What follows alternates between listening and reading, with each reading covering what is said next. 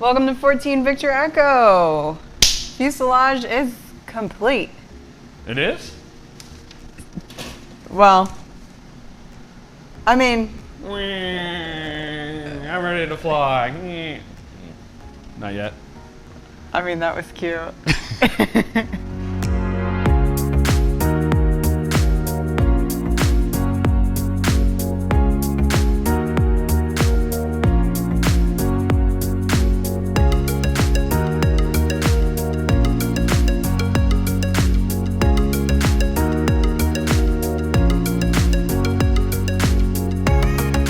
So 1 week later, we've been building.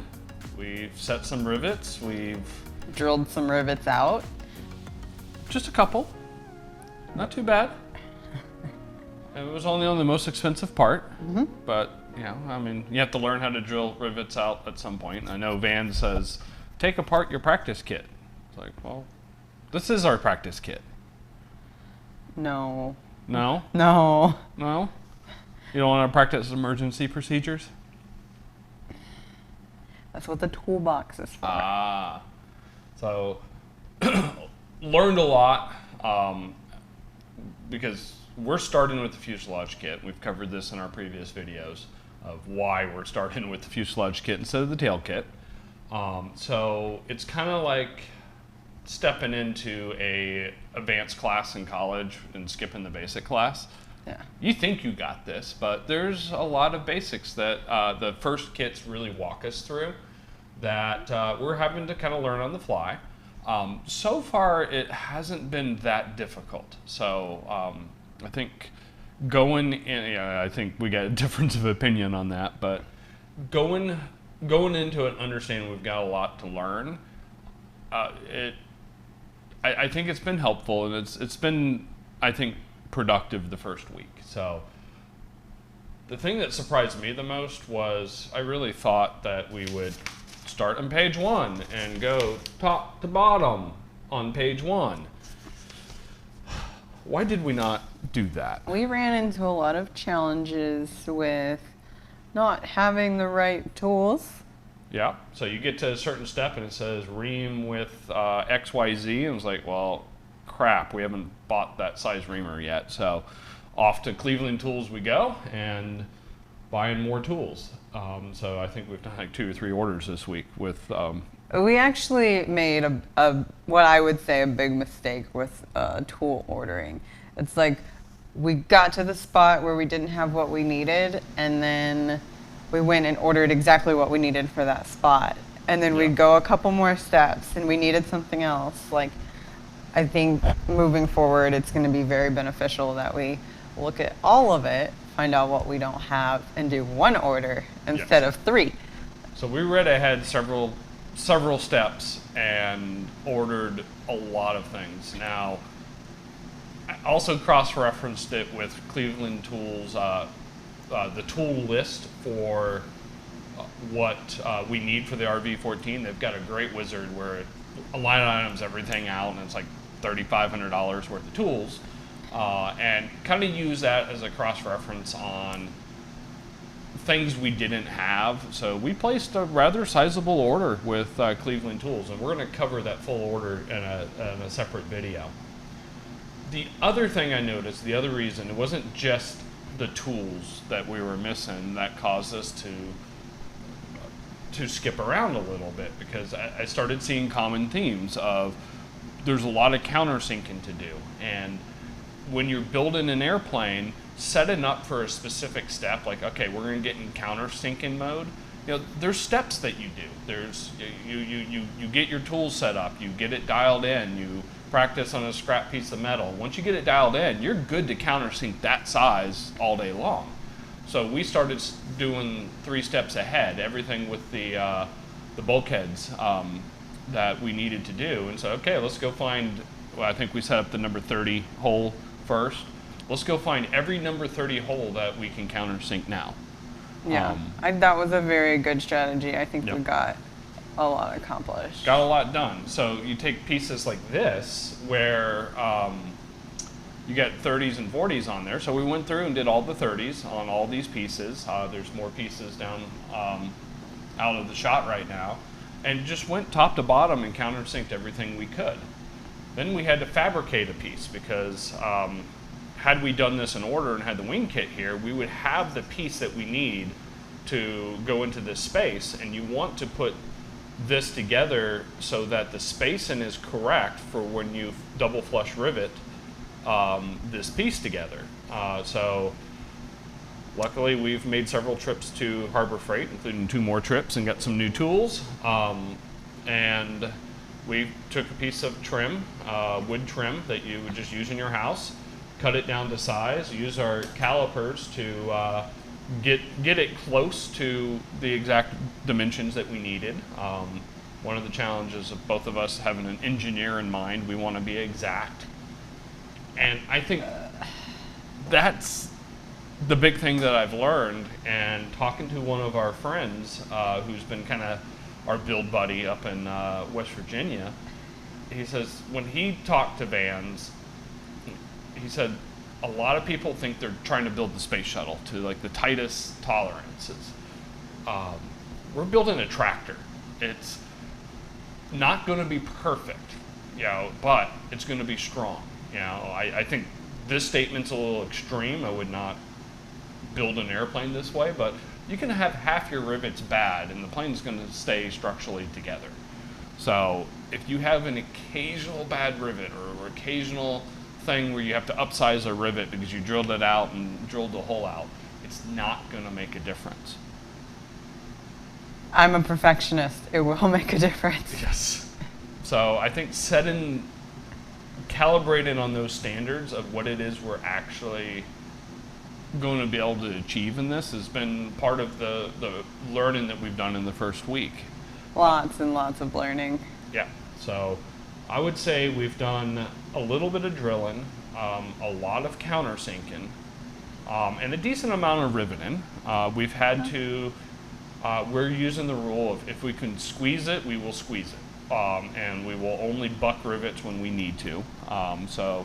But we've had to do some rivet bucking. Up in this area, it was really hard to get to with the squeezer because of the way the flanges get in the way of the squeezer. And we don't have, at the time we were doing this build, we didn't have an assortment of yokes on our squeezer. That's one thing that we are upgrading our tool collection to is different yokes and different ways to squeeze rivets, because I'm sorry, a squeezed rivet is so much easier, quicker, and nicer than a bucked rivet. So we will be bucking when we need to, and we've got plenty of examples, including bucking our double flush rivets. Back riveting. Yeah, it's kind of a combination of a normal rivet and a back rivet to double flush. And again, you know, this is something you learn in your practice kit. Oh, you mean the one you didn't finish? We didn't finish. So we never got to this. So our first double flush rivet will hold our wing to our airplane that we fly in. But I say we did a good job. I think we did a great job. And as I become more practiced at actually doing real build steps, I'm starting to see the flow and the what's important and what's not, and how to how to set my expectations right, to say it's a rivet, and yes, this is not going to come apart. Is that the most perfect? Am I going to win an art award for that side of the head? No. But is it going to hold the plane together? I'm not going to have to worry about it? Absolutely. Yeah. So it's kind of just adjusting those expectations. Big thank you to people who have, kind of provided comments and have been helping us. Rick from West Virginia. West Virginia.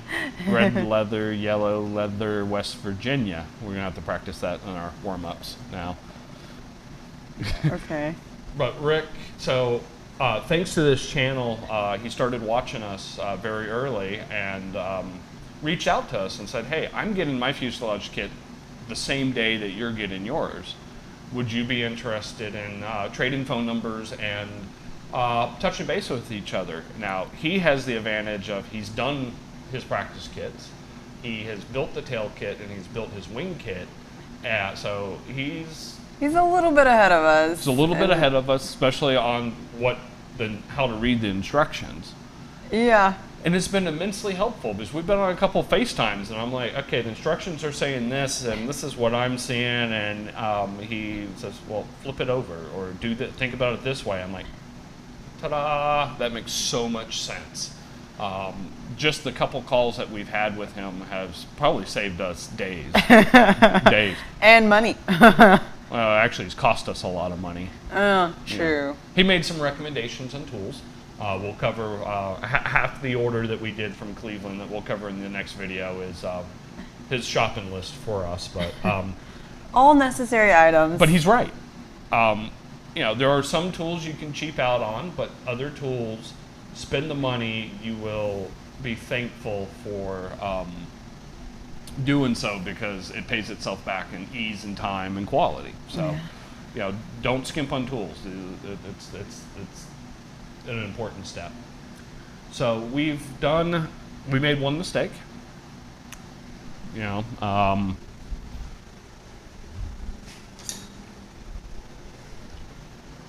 This bearing bracket. The rule that Rick says is if it looks impossible to do, step back, you're doing it wrong. And when I started countersinking these holes, I'm like, I don't know how with this flange here, I'm going to countersink that hole. Well, the answer is it's easy if you flip it over and follow the instructions and realize I was countersinking the wrong holes. So we were debating whether or not this was going to be our first part that we would have to reorder, but looking ahead and how this part's going to be used and how it will match up, we've determined it won't be an issue. We got a little extra space in there, but it's not load bearing. It's not. It's going to be fine and nice and strong, and it's again over engineered and for way more strength than it needs. So haven't ordered a new part yet. We're gonna try to not. Yep, but working on the fancy wing spar bulkhead pieces. I don't know if Vans paint some gold. Careful. Because of it's important or whatever, but this just looks like the most expensive piece. I'm sure I can look it up and confirm it is. It's the heaviest piece. It's very stout. So drilling, countersinking, and setting all of the nut plates on it. This is where we had to drill out our first rivet. And, yes, we have drilled out rivets before in the practice kit. Not a ton, just a couple here or there. And when we drilled out the first rivet, so two of these rivets, one was clearly bad. When I squeezed it, the squeezer just slipped off of it and it folded it over. That one had to come out. The other one kind of folded over, but it was it was good enough that I was thinking about leaving it. So I drilled out the bad one. Oh man, it came out so easy. I was like, just popped right out. Look how easy drilling out rivets are. It's like, maybe I've watched enough YouTube videos on this and I practiced enough. I was like, I got this. So I was like, okay, let's do this marginal one. Yeah, because the first one was easy. The second one must be easy too. Yeah, not so easy. So you never know what you're going to get into, but I'm glad we did drill them both out because now all these rivets are looking great. So the other thing, if you notice, we are priming. Our goal is not to prime absolutely everything. I haven't quite come up with a strategy of what we're not going to prime. But maybe skins is yes or no, but internal parts will be primed. Priming's not perfect. We are using the rattle can priming.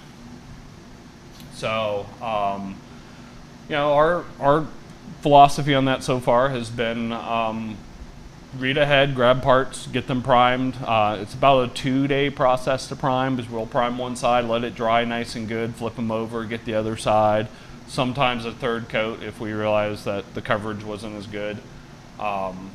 We use Scotch-Brite pads to scuff it before we prime. And so far it works. We've got a various degree. Like this one's a little rougher in some spots than others, but it's primed. So I think we're going to be priming the majority of what we do, for sure. So we'll see how that goes. Yeah. So what do you think about the first week? I think we made some good progress. I know I learned a lot.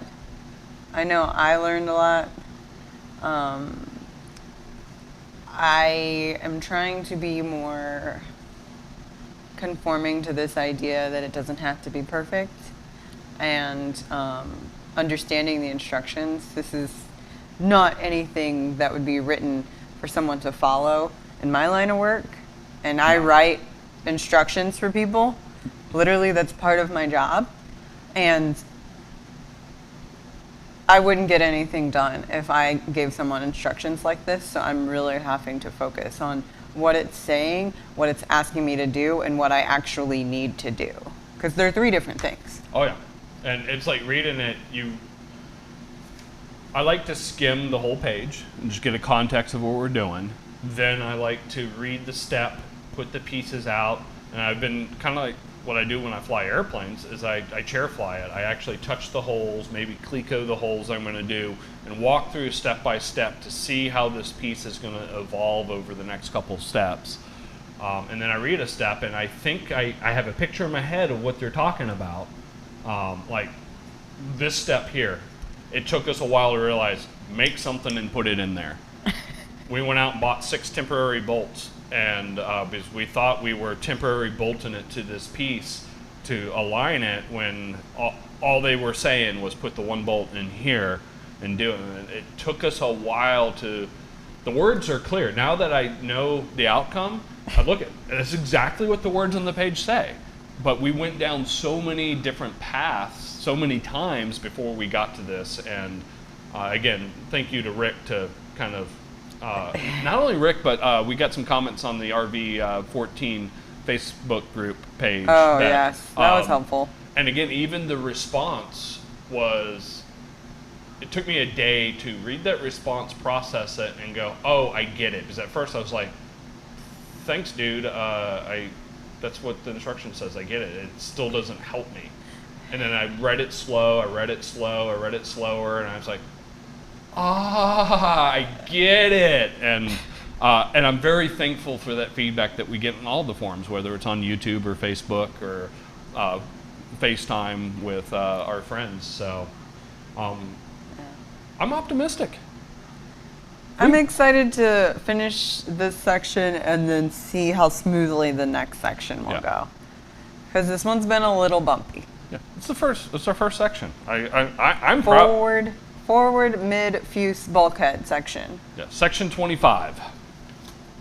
Because we start on 25 because this is not the first kit. Yes. We've been going back to section 3 and 5 several times. That did come with our practice kit to make sure our technique is right and that. And we've been calling Vans a couple times. You got a new friend at Vans. Yes. His name is Kevin. Yep. And he is way more knowledgeable on this than I am. And I was asking him about a rare drill size hole. And he was like, it doesn't have to be perfect.